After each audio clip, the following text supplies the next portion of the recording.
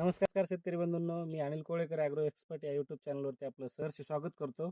तर शेतकरी बंधूंनो, जेव्हा आपण जमीन तयार करत असतो एखादं पीक घेण्यासाठी आणि तर त्याच जमिनीमध्ये जर भरपूर प्रमाणात तण जर दिसत असेल तर ते जे तण आहे तर पहिल्यांदा काय करायचं, ते तणाचं कंट्रोल पहिले करून घ्या आणि नंतर त्याचं रोटर, नांगर, सरी ह्या गोष्टी आपण नंतर करा.